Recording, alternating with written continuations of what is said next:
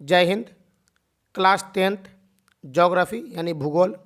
आज हम इसके पूरे चैप्टर को हल करेंगे, चैप्टर नंबर 1 को, जिसका नाम है संसाधन एवं विकास, यानी इंग्लिश में बात करें तो रिसोर्सेज एंड डेवलपमेंट।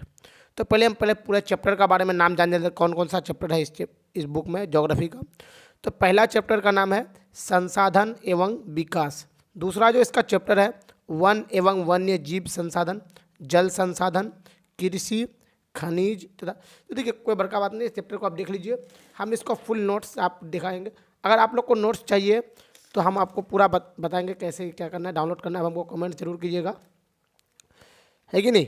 तो चलिए हम लोग एक एक करके पूरे चैप्टर को हल करते चलते हैं। अब पूरे चैप्टर को एकदम बढ़िया बेहतर से समझते हैं। तो चलिए, इसका पहला जो चैप्टर हुआ है हम लोग का क्या है, संसाधन एवं विकास। क्या है, संसाधन एवं विकास। तो हमें बस क्या लिखा हुआ है, पर्यावरण में उपस्थित, यानी सबसे पहले हम लोग संसाधन को समझते हैं। पर्यावरण में उपस्थित सभी वस्तुएं जो हमारी जरूरतों को पूरी कर सकता है उसे संसाधन कहते हैं। आपको समझ में आ गया, संसाधन कैसे कहते हैं? पर्यावरण में वो उपस्थित वो सभी वस्तुएं जो हमारी क्या कर सकते हैं, जरूरत को पूरा कर सकता है, यानी जो भी हम लोग को जरूरत है उन सभी जरूरत को जो पूरा करेगा उसको हम लोग क्या कहते हैं, संसाधन कहते हैं। जिसको बनाने के लिए क्या होना चाहिए, प्रौद्योगिकी। परंतु में देखते हैं क्या होना चाहिए, प्रौद्योगिकी मतलब फैक्ट्री उपलब्ध हो, क्या ये सब उपलब्ध हो, जो आर्थिक रूप से क्या हो, संभव हो, यानी आपका आर्थिक रूप से आपका संभव होना भी जरूरी है। सांस्कृतिक रूप से भी मान्य हो, मतलब समाज में भी इसको मान्य देना जरूरी है कि नहीं। इसे समझने के लिए एक उदाहरण पर हम लोग ध्यान देते हैं। माना कि आपके शहर गांव में मंदिर या मस्जिद के नीचे तेल का भंडार है। मान लीजिए आपका गांव है जहां पर क्या है, एक उदाहरण है, एक मंदिर या मस्जिद जो भी आप हो सकता है, कुछ भी हो सकता है, तो उसके नीचे क्या है, तेल का भंडार है। अब क्या, तो फिर हमें यह सोचना है कि प्रौद्योगिकी की मदद से इसे निकाला जा सकता है या नहीं। पहले आपको ये सोचना है कि आप इसके निकाल सकते हैं या नहीं। अब माना कि इसे निकालने के लिए प्रौद्योगिकी है, मतलब फैक्ट्री है आपके पास, वो है कि नहीं। फिर सवाल आता है कि क्या हमारे पास इतना पैसा है कि हम उसे निकाल सकें, है कि नहीं। आपको ये भी सोचना है कि आपके पास इतना पैसा है कि आप इसे क्या कर सके, निकाल सके। या फिर क्या वहाँ तेल है कि उसे निकालने के बाद, यानी क्या उतना तेल है कि उसको निकालने के बाद हमें फ़ायदा हो। लेकिन देखिए सबसे पहली बात आप समझ जाइए, मतलब देखिए संसाधन में आपको प्रॉफिट होना जरूरी है। ऐसा नहीं कि आप 100 रुपया का वहाँ तेल निकला, आपका 120 रुपया खर्चा हो गया, तो वो संसाधन नहीं कहलाएगा। माना कि वो आर्थिक रूप से संभव है, यानी लाभ होगा। आप मान लेते हैं कि आर्थिक रूप से संभव है और हमको क्या होगा, लाभ होगा। लेकिन तेल मंदिर के नीचे है, वो तो क्या समाज उस मंदिर को तोड़ने देगा? बहुत बड़का, क्या मंदिर इसको क्या समाज जो है क्या मंदिर को तोड़ने देगा? नहीं देगा।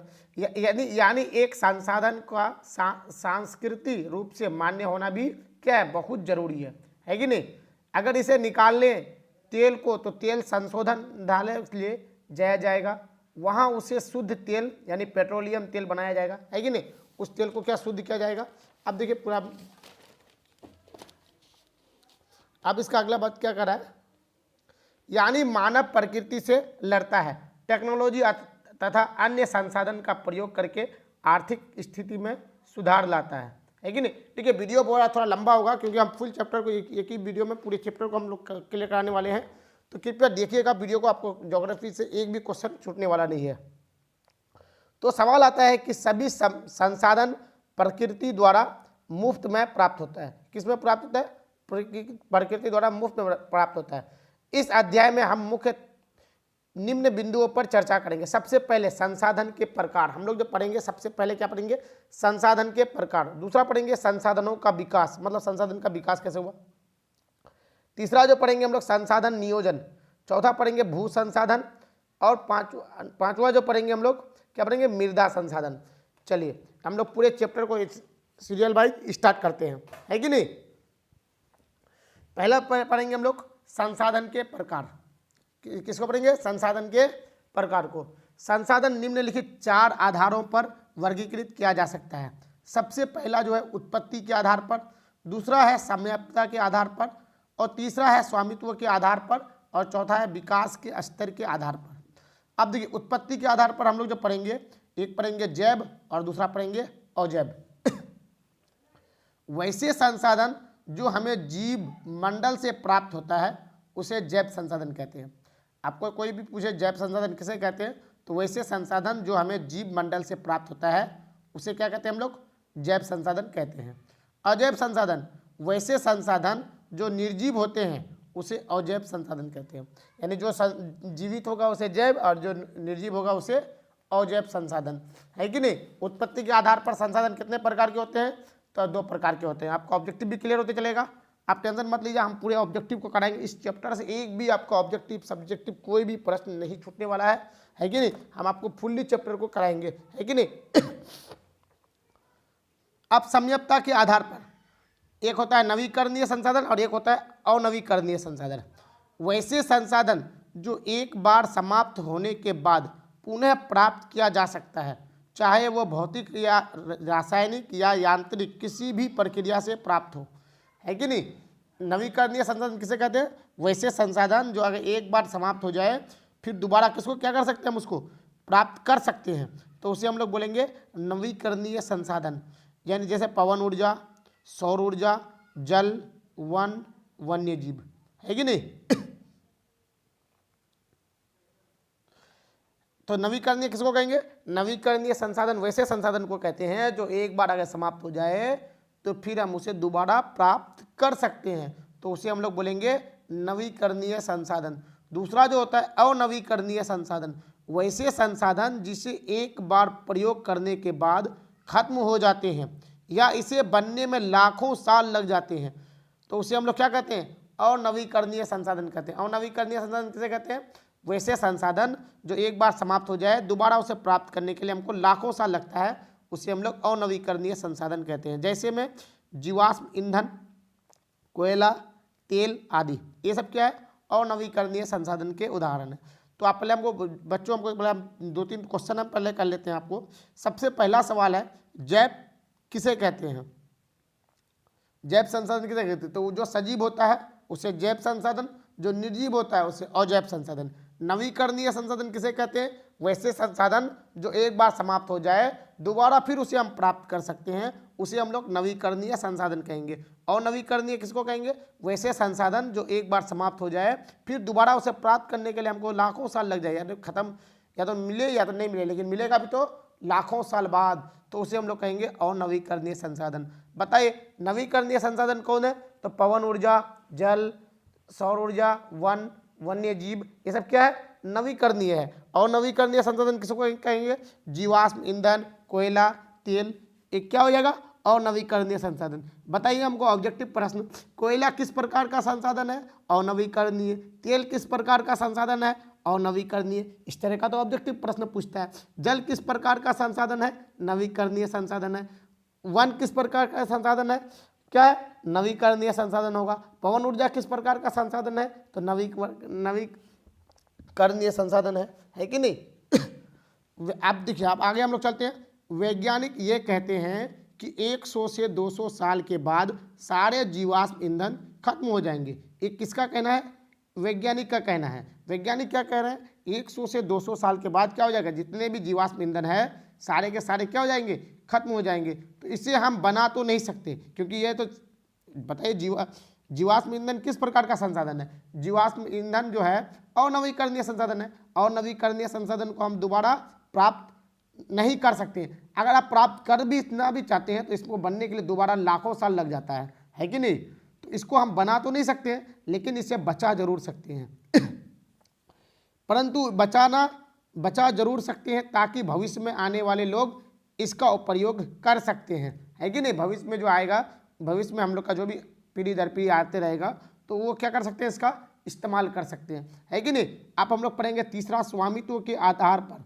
स्वामित्व के आधार पर 4 प्रकार का संसाधन होता है। कितने प्रकार का, 4। पहला है व्यक्तिगत संसाधन, दूसरा है सामुदायिक संसाधन, तीसरा है राष्ट्रीय संसाधन, चौथा है अंतर्राष्ट्रीय संसाधन, है कि नहीं। पहला क्या है, व्यक्तिगत संसाधन। तो चलिए हम लोग व्यक्तिगत संसाधन पढ़ लेते हैं। क्या कहता है व्यक्तिगत संसाधन, वैसे संसाधन जो निजी व्यक्तियों स्वामित्व में होते हैं, यानी जो भी वैसे संसाधन जो निजी व्यक्तियों या स्वामित्व में होते हैं उसे व्यक्तिगत संसाधन कहते हैं। जैसे मिसाल के तौर पर वैसे संसाधन जिसका मालिक खुद आप है उसको हम लोग कहेंगे व्यक्तिगत। जैसे मेरे पास एक साइकिल है तो उसका मालिक हम है, तो जब हम उसका मालिक हैं तो हम वो किस प्रकार का संसाधन होगा, व्यक्तिगत होगा। क्योंकि देखिए जिसका मालिक एक आदमी है ना, तो या वो आपका एक चीज़ है, कोई भी चीज़, जैसे आपके पास एक लैपटॉप है, आपके पास एक कलम है, एक पेन है, एक रूल है, एक रबर है, मेरे पास एक कॉपी है, तो ये क्या किस प्रकार का संसाधन होगा, व्यक्तिगत होगा। क्योंकि इसका मालिक हम खुद हैं, तो ये क्या कहलाएगा, व्यक्तिगत संसाधन। उम्मीद है आपको बेहतर समझ में आ रहा है। दूसरा जो हम लोग पढ़ेंगे सामुदायिक संसाधन। सामुदायिक संसाधन किसको कहेंगे, वैसे संसाधन जो किसी खास समुदाय के लिए होती है, वैसे संसाधन जो किसी खास समुदाय के लिए होती है या इसका स्वामित्व तो एक समुदाय करता है, वैसे संसाधन को क्या कहलाएंगे हम लोग, सामुदायिक संसाधन कहलाएंगे। सामुदायिक का मतलब क्या हो गया, जैसे उसका मालिक एक नहीं होगा, उसका मालिक कई होता है, उसको हम लोग बोलते हैं सामुदायिक संसाधन। इसका असल, अगर इसका मेन ऑप्शन उदाहरण समझिएगा तो हॉस्पिटल। हॉस्पिटल जो होता है एक सामुदायिक संसाधन, इसका कोई एक मालिक नहीं होता है कि नहीं। तो जैसे में क्या, सार्वजनिक पार्क, जैसे आप जिस पार्क में आप खेलते हैं तो वो पार्क क्या हो जाएगा, सामुदायिक संसाधन होगा। अस्पताल, ये सब क्या हो जाएगा, सामुदायिक संसाधन, है कि नहीं। अब चलिए हम लोग नेक्स्ट पढ़ते हैं। नेक्स्ट जो हम लोग पढ़ेंगे वो है मेरे पास राष्ट्रीय संसाधन। अब राष्ट्रीय संसाधन किसको कहेंगे, वैसे संसाधन जो किसी देश के राजनीतिक रेखा के अंदर पाए जाते हैं उसे राष्ट्रीय संसाधन कहते हैं। राष्ट्रीय संसाधन किसे कहते हैं, वैसे संसाधन जो किसी देश के राजनीतिक रेखा के अंदर पाए जाते हैं उसे राष्ट्रीय संसाधन कहते हैं।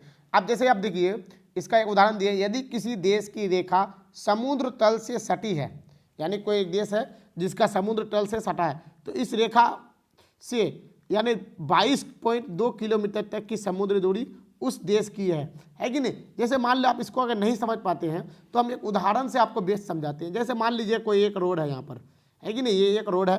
अब इस ये जो रोड जो गुजरा है, मान लीजिए ये NH है या कुछ भी है, तो इस रोड के मान लीजिए तो इसका बगल का जो आसपास का जो ज़मीन होगा, तो इस मान लीजिए यहाँ किसी का खेत है, तो पता ये ज़मीन जो है, ये एक्स्ट्रा वाला ज़मीन, ये रोड तो आपका यहाँ पर है, ये दोनों रोड हो गया, है कि नहीं।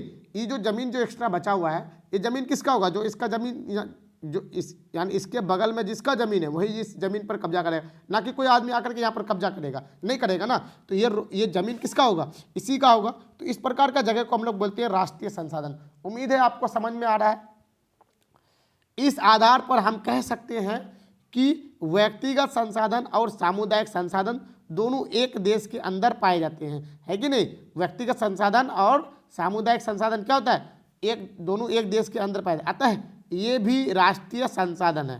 क्या है, ये भी क्या है, एक राष्ट्रीय संसाधन कहलाएगा, है कि नहीं। अब चलिए हम लोग आगे बढ़ते हैं। और सरकार जनता की हित के लिए कभी भी प्रयोग कर सकता है। मतलब आप एक बात समझ जाइए, आपका राष्ट्रीय, आप जो जिससे पहले रखा पड़े हम लोग व्यक्तिगत संसाधन, अगर मान लीजिए आपके पास एक साइकिल है या ज़मीन है या कुछ भी है, अगर सरकार को लगता है, क्या लगता है कि यहाँ से रेलवे लाइन हुई, यहाँ मान लीजिए ये ज़मीन है आपका, तो ये ज़मीन जो आपका है तो ये क्या है, राष्ट्रीय संसाधन है, सॉरी व्यक्तिगत संसाधन है। अगर मान लीजिए अगर आप भविष्य में यहाँ पर रेलगाड़ी बनाना होगा, रेलगाड़ी को देगा, तो रेल का पटरी अगर ये करने के लिए सरकार को लगेगा कि ये ज़मीन चाहिए, तो सरकार आपसे कभी भी छीन सकता है कि नहीं। तो राष्ट्रीय संसाधन, व्यक्तिगत संसाधन और सामुदायिक संसाधन क्या हो जाएगा, राष्ट्रीय संसाधन होगा। उसी तरह आपका मान लीजिए कोई हॉस्पिटल है, सरकार को लगेगा ऐसा कि वो हॉस्पिटल सरकारी होना चाहिए, तो सरकार चाहे तो आपका वो हॉस्पिटल छीन सकता है कि नहीं। चलिए इसका एक उदाहरण दिए, आगरा से नोएडा, यानी आगरा से नोएडा तक यमुना एक्सप्रेस के रास्ते के लिए तब बहुत से किसानों के ज़मीन को खरीद लिया गया था, है कि नहीं। क्या किया था, ज़मीन को, क्योंकि यह कानूनिक रूप से वैध है। क्या है, वैध है। अगर आपके घर के पास से भी रेलवे क्रॉस करता है तो वो ज़मीन आपको छोड़ना पड़ेगा, है कि नहीं, क्योंकि यह सामुदायिक हित के लिए छोड़ना ही पड़ता है। ये आपको समझ में आ गया। आपके घर के आसपास से अगर रेलवे लाइन गुजरता है तो वो जगह आपको छोड़ना होगा। सरकार, ऐसा नहीं कि सरकार उसका मुआवजा नहीं देगी, सरकार उसका मुआवजा देगा, लेकिन वो आपको ज़मीन छोड़ना होगा, है कि नहीं। अब हम लोग पढ़ते हैं अंतर्राष्ट्रीय संसाधन। अंतर्राष्ट्रीय संसाधन तटरेखा से 200 किलोमीटर मील की दूरी यानी खुले महासागर पर किसी का अधिकार नहीं है। इन संसाधनों को अंतर्राष्ट्रीय संस्थानों की सहमति के बिना उपयोग नहीं किया जा सकता है कि नहीं। अगर वहाँ पर कोई ऐसा संसाधन है जो किसी देश को अमीर बना सकता है तो वो इस संसाधन का संयुक्त राष्ट्र संघ से अनुमति लेकर निकाल सकता है कि नहीं। किससे? संयुक्त राष्ट्र संघ से अनुमति लेकर के उसको निकाल सकता है। विकास के स्तर पर के आधार पर अब क्या बोलेंगे हम लोग? संभावित संसाधन, विकसित संसाधन, भंडार और संचित कोष। चलिए इन सभी को हम लोग अब पढ़ते हैं। देखिए इस चैप्टर से आपको एक भी क्वेश्चन नहीं छूटने वाला है, थोड़ा सी बढ़िया से सिर्फ आप समझिएगा। अब क्या आता है? संभावित संसाधन किसे कहते हैं? तो ये वे संसाधन है जो किसी प्रदेश में विद्यमान है परंतु इनका उपयोग अभी नहीं किया जा रहा है। जैसे राजस्थान में सौर ऊर्जा और गुजरात में पवन ऊर्जा। अब इसो है वहाँ पर लेकिन इसका उपयोग अभी नहीं किया जा रहा है कि नहीं। अब दूसरा पढ़ेंगे हम लोग विकसित संसाधन। वे संसाधन जिनका सर्वेक्षण किया जा चुका है परंतु उनका उपयोग की गुणवत्ता और मात्रा निर्धारित की जा चुकी है, उसे विकसित संसाधन कहते हैं। कौन सा संसाधन कहते हैं? विकसित संसाधन। जैसे भारत में लगभग 25,000 करोड़ टन कोयला मौजूद है जिसे आज हम लोग प्रयोग कर रहे हैं। क्या कर रहे हैं? हम इसका प्रयोग कर रहे हैं। तो आपको विकसित संसाधन समझ में आ गया। अब हम लोग पढ़ते हैं भंडार। भंडार किसको कहेंगे? पर्यावरण में उपस्थित वे पदार्थ जो मानव की आवश्यकताओं की पूर्ति कर सकते हैं, उपयुक्त प्रौद्योगिकी के अभाव में उसकी पहुंच से बाहर है, वैसे संसाधन भंडार कहलाते हैं। क्या कहलाता है? भंडार। जैसे हम लोग क्या कहेंगे इसका? जैसे में हम लोग इसका बोलेंगे जल यानी H2O से बना है कि नहीं। H2O मतलब 2 भाग हाइड्रोजन 1 ऑक्सीजन से बना है। अब हम लोग पढ़ते हैं संचित कोष। ये वे संसाधन है जो किसी क्षेत्र में पाया जाता है, उसे प्रयोग में लाने के लिए हमारे पास प्रयुक्त तकनीक भी है फिर भी हम इसका प्रयोग नहीं कर रहे हैं। क्या नहीं कर रहे हैं? इसका प्रयोग नहीं कर रहे हैं क्योंकि हम उसे आने वाले पीढ़ी के लिए बचा कर रखना है, इसलिए इसे संचित कोष कहा जाता है। संचित कोष किसको कहेंगे? हमारे पास तो है लेकिन हम इसका इस्तेमाल नहीं कर सकते। क्यों?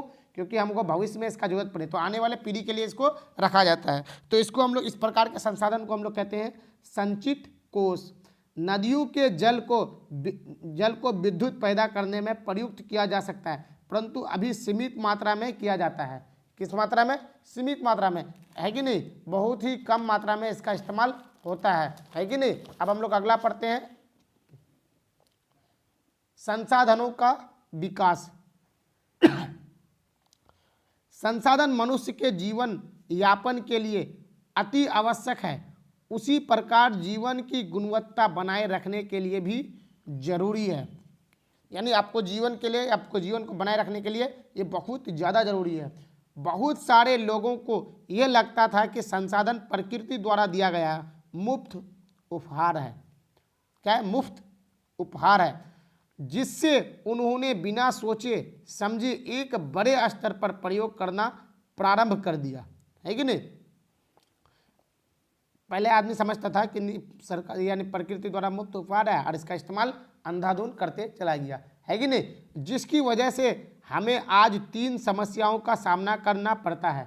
कितने समस्या? 3 समस्या। वो समस्या क्या कह रहा है? सबसे पहला है संसाधन का ह्रास, दूसरा है वैश्विक परिस्थिति संकट और तीसरा है संसाधनों का अपूर्ण वितरण।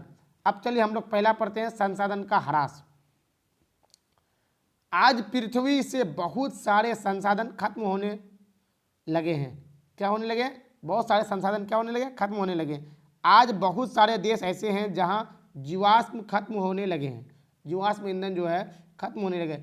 जैसे वैश्विक परिस्थिति की संकट। अब क्या कहते हैं? दूसरा पढ़ते हैं हम लोग वैश्विक परिस्थिति।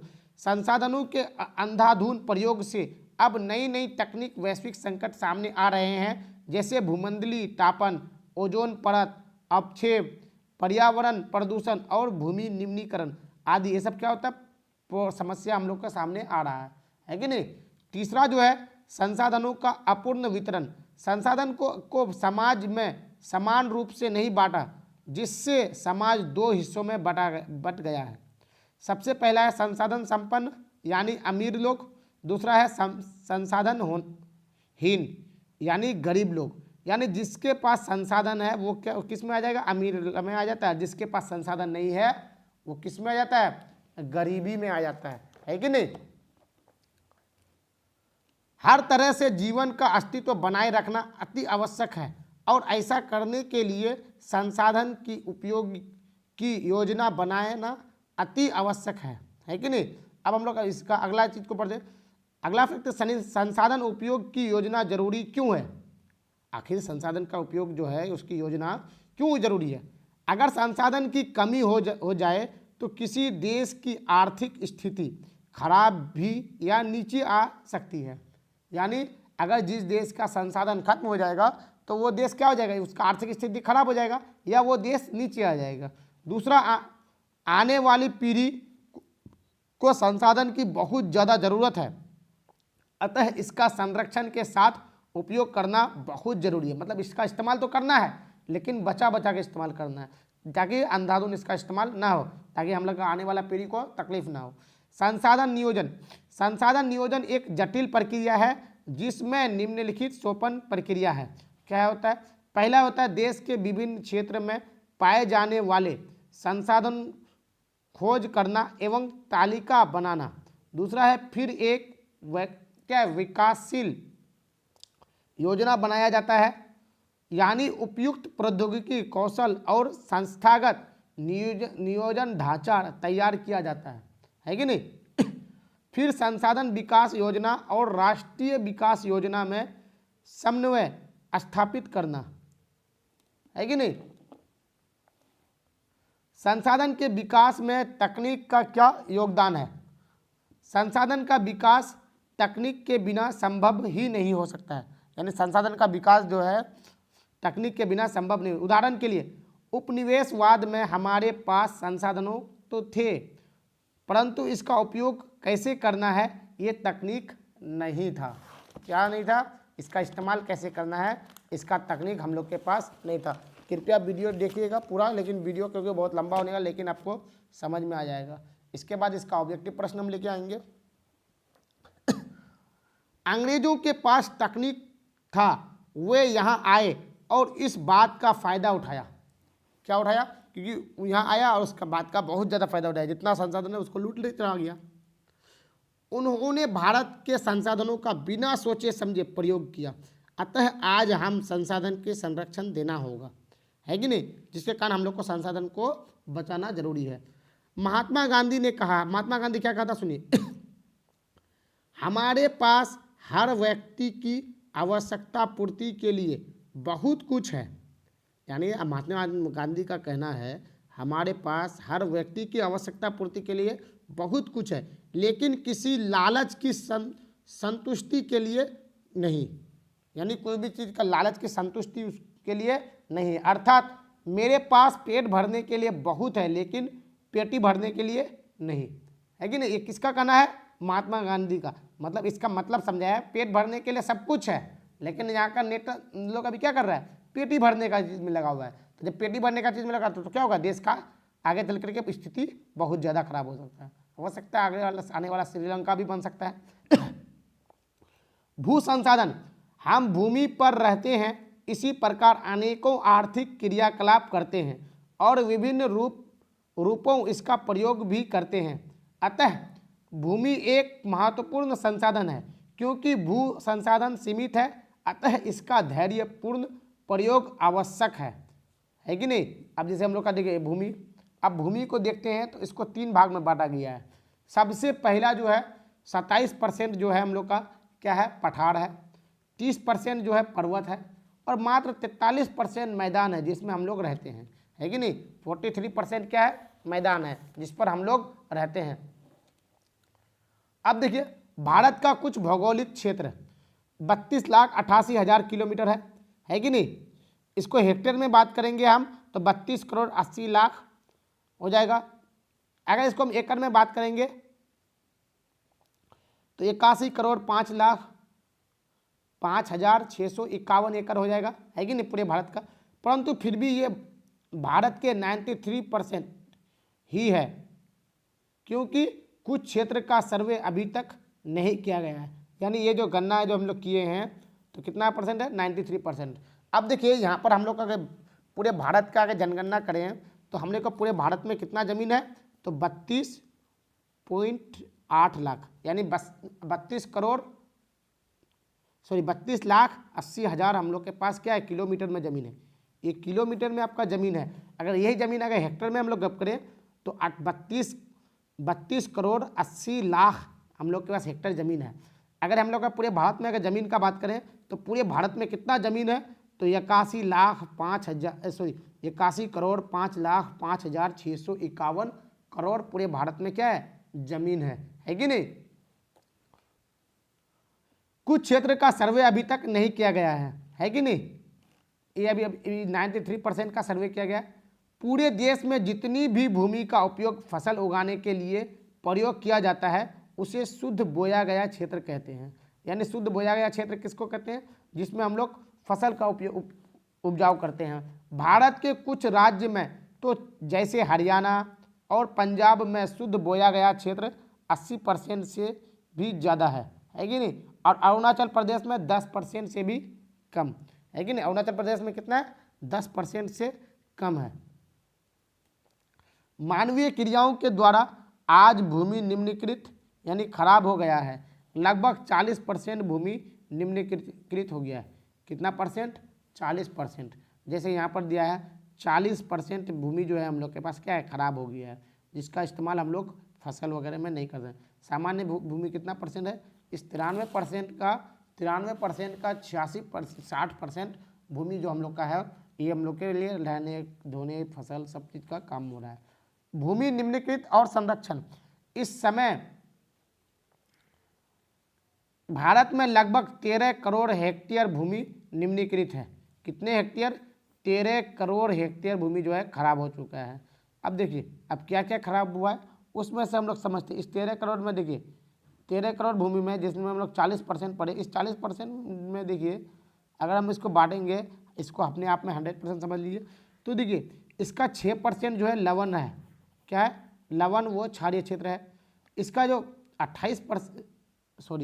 6%, 10% क्या है, वायु द्वारा अपरदित कर दिया गया, वायु द्वारा खराब हो गया है। 28% जो वन द्वारा निम्नीकृत है, मतलब जंगल से गिरा हुआ है। और 56% जल से ढका हुआ है। कितना परसेंट, 56% जल से ढका हुआ है। क्या है, ये पूरे भारत का डाटा हम बताए जमीन का।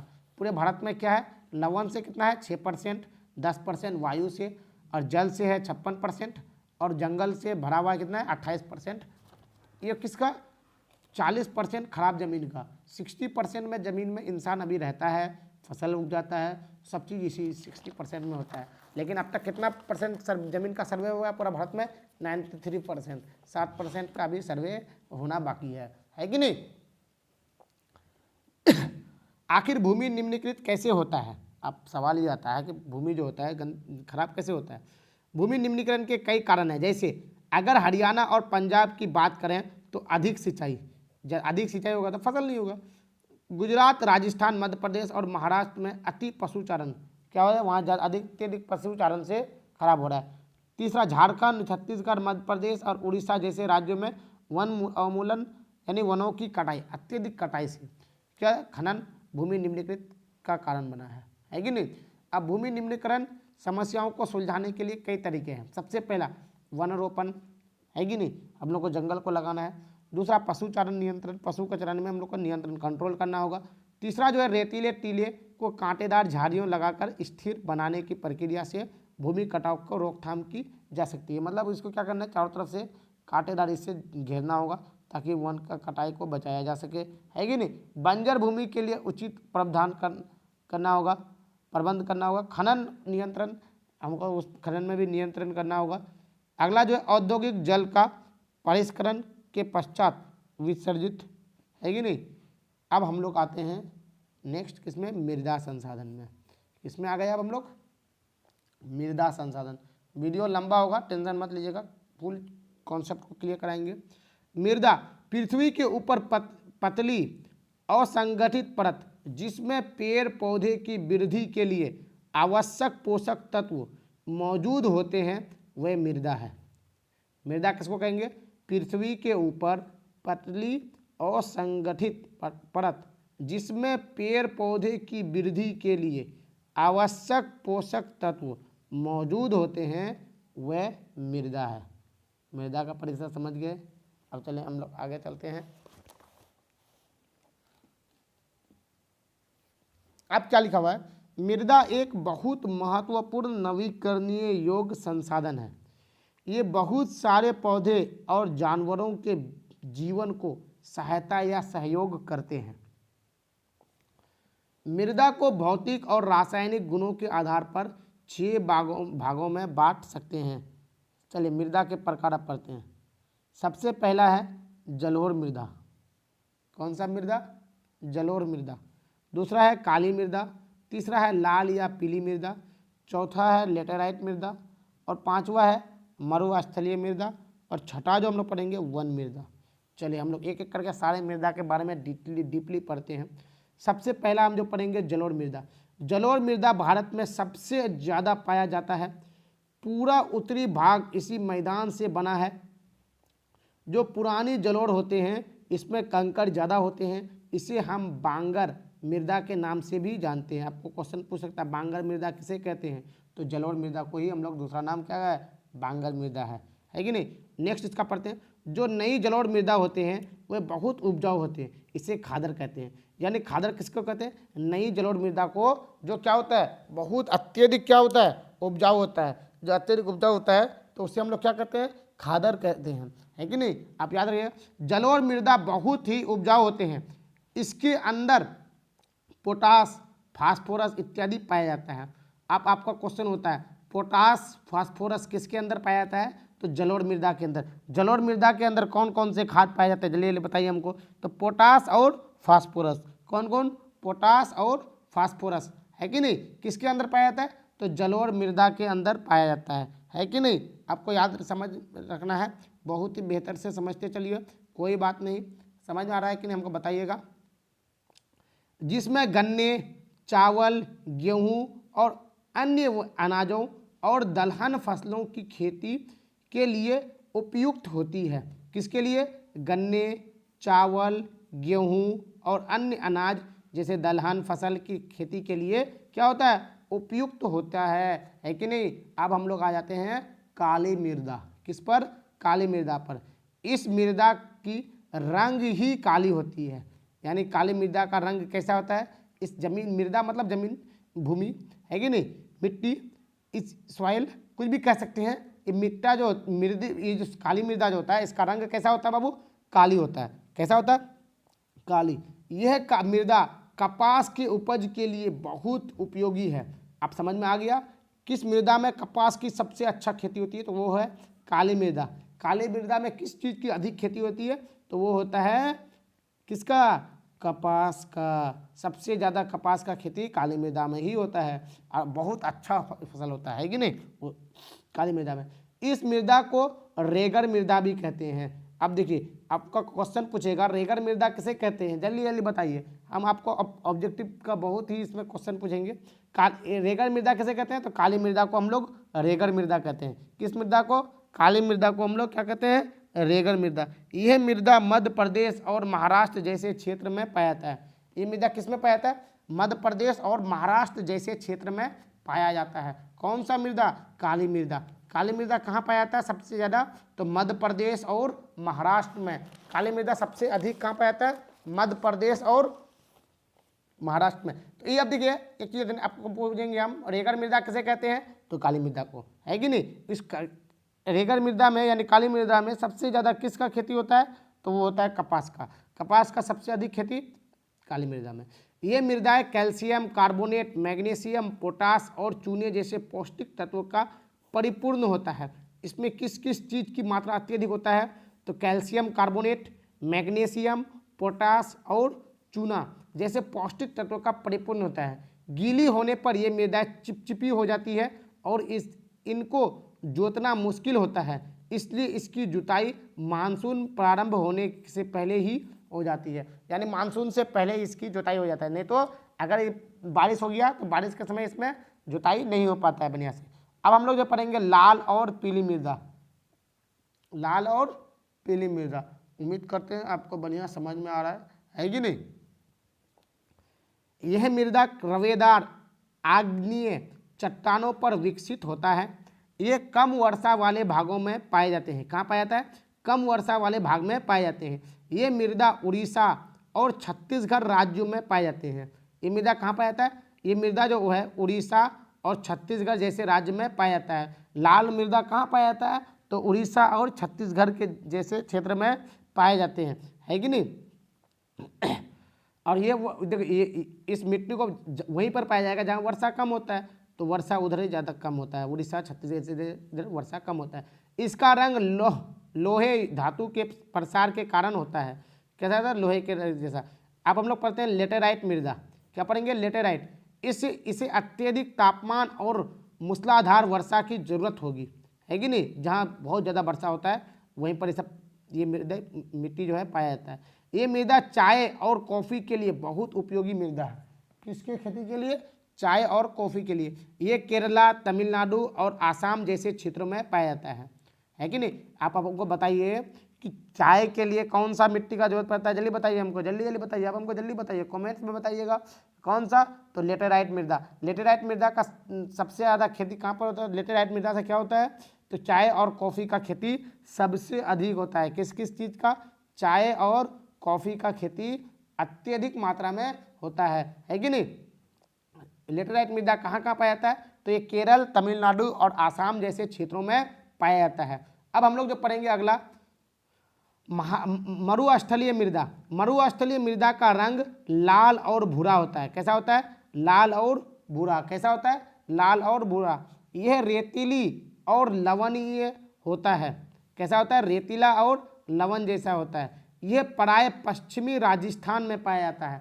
कहाँ पाया जाता है? पश्चिमी राजस्थान में पाया जाता है। इस मृदा को सही तरीके से सिंचित करके कृषि योग्य बनाया जा सकता है। अच्छी तरह से ये करके मतलब क्या करके सिंचाई करके के तब इसको क्या कर सकता है? कृषि योग्य बनाया जाता है। नमक की मात्रा अधिक पाए जाने के कारण झीलों से जल वाष्पीकृत करके खाने का नमक भी बनाया जाता है।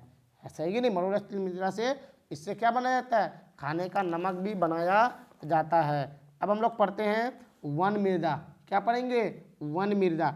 ये मृदाएं आमतौर पर पहाड़ी और पर्वतीय क्षेत्रों में पाया जाता है। वन मृदा सबसे बेसी ज़्यादा अधिकतर कहाँ पाया जाता है? ये पहाड़ी और पर्वतीय क्षेत्र पर पाया जाता है। इस क्षेत्र में पर्याप्त वर्षा वन उपलब्ध होते हैं। मृदा का गठन अलग अलग पर्यावरण के अनुसार बदलता रहता है। नदी घाटियों में ये मृदाएं दोमट और सिल्लीदार होती है। कैसा होता है? नदी घाटी में ये मृदा कैसा होता है? दोमट और सिल्लीदार होता है कि नहीं। ऊपरी ढालों पर इनका गठन मोटे कणों का होता है। कैसा होता है? मोटे कणों का होता है कि नहीं। अब हम लोग पढ़ते हैं मृदा अपर्दन। कैसा है? मृदा अपर्दन यानी मिट्टी को हम लोग किस प्रकार से क्या कर सकते हैं? बचा सकते हैं। तो हम लोग देखिए भौतिक कारण, सबसे पहले हम लोग इसका भौतिक कारण समझते हैं। जैसे हवा और पानी की वजह से जब मिट्टी की ऊपरी परत बहने लगती हैं तो इसे हम लोग मृदा अपर्दन कहते हैं। क्या कहते हैं हम लोग? मृदा अपर्दन। यानी आपने समझे वो हवा और पानी की वजह से जब मिट्टी की ऊपरी परत बहने लगती है, यानी या तो कटने लगती है कि जब क्या हो सकता है?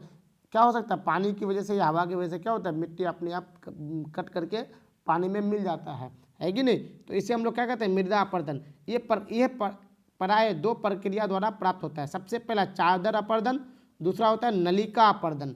तो हम लोग चलिए दोनों को समझ लेते हैं। वीडियो लंबा नहीं है, उतना ही है। हम लोग पहले पढ़ते हैं चादर अपर्दन। चादर अपर्दन कहते हैं जब ऊपर का मिट्टी एकदम फट जाता है और वो किसी कारण से उड़ जाता है या फिर किसी कारण से हट जाता है, इसे हम लोग क्या कहते हैं? चादर अपर्दन कहते हैं। क्या कहते हैं हम लोग? चादर अपर्दन कहते हैं। दूसरा है हम लोग का क्या है? नलिका अपर्दन।